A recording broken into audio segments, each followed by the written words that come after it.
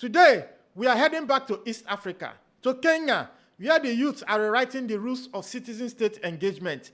What they've built is no ordinary protest. It's a leaderless, tribeless, partyless movement that should be studied across the continent. A digital blueprint for how African youth can hold so-called Democrats accountable when they govern like autocrats. Welcome to Kenya's digital revolution, where Gen Z has weaponized their smartphones against a regime that tortures bloggers to death and unleashes death quotes on unarmed protesters. This isn't just another African protest. It's a warning shot to every surveillance state and a masterclass in how digital natives will topple tyranny in the next decade. If you are new here, welcome to Frontline Africa, where we expose the stories they pray you never see. If you are a returning viewer, you already know, we don't just report revolutions, we document them in real time. Hit that subscribe and smash that bell, because what's coming next will change the way you view police brutality forever.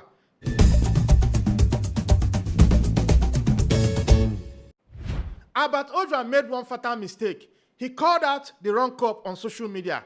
This teacher posted about Deputy Chief Elwi Lagat, branding him a mafia cop for corruption schemes that reached the highest levels of Kenya's police force. Within 48 hours, Ojwang was dead. But here's what the government never expected. They left digital fingerprints everywhere. Police tracked Ojwang through social media surveillance, dragged him 350 kilometers from his family home to Nairobi Central Police Station. And within 24 hours, he was tortured to death. The official story: he committed suicide by banging his head against the wall. 5 independent pathologists destroyed that lie. They found systematic torture, crushed windpipe, fractured skull, and 18 separate injuries covering his entire body. This wasn't just murder. This was a public execution designed to terrorize anyone who dares to expose corruption. But instead of creating fear, Ojwang's death unleashed something the government never saw coming. The hashtag Justice for Albert Ojwang exploded across platforms, generating 2.1 million posts within 72 hours. Every attempt to silence the story only amplified it. And what happened next will show you exactly why this generation cannot be stopped. But first, you need to understand who's really leading this revolution. Forget everything you think you know about political movements. Kenya's Uprising isn't led by politicians, opposition parties, or traditional activists. It's powered by 18 million digital natives who make up 75% of the population but have been systematically locked out of power for decades. Here's what makes them unstoppable. They call themselves leaderless, tribeless, partyless, making it impossible for the government to kill the movement by arresting key figures. There are no headquarters to raid, no bank accounts to freeze, no leaders to intimidate. Their coordination happens through encrypted Telegram groups with over 200,000 members, viral TikTok campaigns that reach millions in hours, and X spaces that routinely attract 6,000 simultaneous listeners. But here's the genius move that the traditional politicians never understood.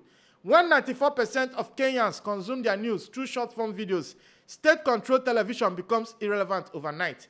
These young revolutionaries bypass every traditional gatekeeper, speaking directly to their generation through platforms that the older politicians can't control or even understand. The most brilliant innovation: their horizontal organizing model operates without hierarchies, explicitly rejecting the ethnic divisions that have plagued Kenyan politics for 60 years. This isn't just another protest. It's a complete reimagining of political power that makes traditional opposition irrelevant. But you are about to discover that economic desperation fueled this digital uprising, and the government's response reveals their true authoritarian agenda. The Finance Bill 2025 isn't just an unpopular legislation. It's a blueprint for turning Kenya into a digital concentration camp. Let me break down exactly how this works, because what's happening in Kenya now may be coming to your country next. While imposing a crushing 16% VAT, the government simultaneously introduced surveillance provisions that will eliminate constitutional privacy protections overnight. Picture this: a teacher earning $200 per month now faces $50 in new taxes while being tracked online 24/7. The most sinister part: requiring internet service providers to assign internet meter numbers to every single subscriber, creating infrastructure for mass surveillance that makes China's social credit system look amateur. Every Kenyan will be monitored online in real time, with government power to block websites without court orders, track financial transactions without warrants, and monitor social media posts without judicial oversight. Young Kenyans who rely on mobile money for daily survival face a calculated double assault. financial strangulation combined with digital imprisonment. When parliamentary opposition rejected the surveillance clause, the government persistent exposed their real agenda, not revenue generation, but population control. This economic warfare triggered massive street protests, but the government response crossed lines that shocked even seasoned human rights observers. The Kenyan government response have exposed the brutal machinery of state terror hiding behind democratic facades. Police deploy water cannons loaded with pink dye to mark protesters for later identification and, of course, elimination. That's not hyperbole. The Kenya Human Rights Commission documented 160 suspected extrajudicial killings in 2024 alone. That's one killing every 2.3 days, and those are just cases that they could verify. But June 17 crossed a line that changed everything. Boniface Kariuki, selling face masks, was approaching police officers when one shot him execution style in the head at point-blank range.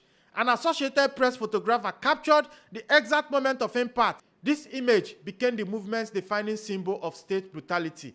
Here's what's truly terrifying. Video evidence now confirms systematic coordination between police and armed civilian groups called the Goons. These motorcycle gangs received direct orders to attack protesters with clubs, whips, and machetes before receiving police protection as they retreat. This isn't random violence. It's prosy warfare allowing the government to maintain plausible deniability while terrorizing citizens, with multiple opposition MPs providing evidence of state-sponsored terror. Videos show these groups chanting no protest while systematically hunting demonstrators, then coordinating with police forces to avoid accountability. But this generation has a secret weapon against state violence that's changing the rules of political warfare forever. In this battle between digital natives and digital dictators, smartphones have become both life insurance policies and weapons of mass accountability. Protesters don't record police brutality for social media likes. They document state terror to stay alive, knowing that video evidence provides their only defense against official lies and unmarked graves. This citizen journalism revolution has fundamentally destroyed the government's ability to control narratives. Every beating, every shooting, every torture session gets documented, encrypted, and distributed through channels the state can't control or monitor. The most damning evidence: leaked documents exposing the sophisticated cover-up of Ojwang's death, including proof that police paid a technician just $30 to disable CCTV cameras during the night he was tortured. Internal police communications show Officer Sam Talam received direct orders from Deputy Police Chief Lagat and provided $15 to inmates to assault Ojwang. Here is the full detail that will shock you. Neighboring cell inmates testify hearing Ojwang's screams echoing through the night, contradicting every official narrative about suicide. These digital breadcrumbs create permanent evidence trails that survive even when witnesses disappear. Government officials can no longer murder and lie their way out of accountability, which explains their increasingly desperate attempt to silence critics. The political establishment is crumbling under pressure they never anticipated facing. President William Ruto's political credibility has imploded so much completely that even his supporters are jumping ship. His 2022 campaign promise to eliminate extrajudicial killings within 100 days now reads like a sick joke, as documented police violence has actually increased under his administration.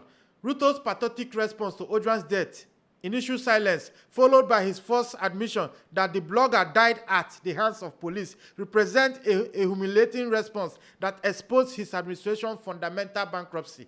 This is a president who once promised to end police brutality, now admitting his forces tortures critics to death. The president's desperate attempt to deflect blame through accusations of foreign interference spectacularly backfired. His specific targeting of the Ford Foundation, demanding detailed reports on $5.78 million in civil society grants, collapsed when the foundation published their transparent funding records and dismissed his allegations as obvious deflection tactics. Police Deputy Chief Eliud Lagat has become the face of systematic corruption and state murder. His laughable resignation out of good conscience was rejected by activists who demand prosecution for crimes against humanity, not voluntary retirement with full benefits. Even opposition leader Raila Odinga finds himself politically neutered by his coalition with Ruto's government, unable to provide meaningful opposition when his survival depends on maintaining power-sharing arrangements. This digital generation explicitly rejects all these public figures as representatives of a corrupt system they are determined to replace entirely. This generational divorce from traditional politics creates unprecedented conditions for systematic change or complete collapse. Kenya stands as a historical inflection point where digitally empowered youth confront an increasingly desperate ruling elite willing to abandon all democratic pretenses to maintain power. This generation doesn't want reform, they want revolution. Kenya's crisis carries implications far beyond its borders. Similar youth movements are emerging across Ethiopia, Uganda, Nigeria, and Ghana, with activists studying Kenyan tactics for application in their own context. The success or failure of this digital uprising will determine whether Africa's digital native generations can successfully challenge entrenched political systems that have failed to deliver on 6 decades of independence promises. The current movement represents the ultimate test. Can democratic institutions survive the collision between a generation demanding radical accountability and a political establishment increasingly dependent on violence to maintain power?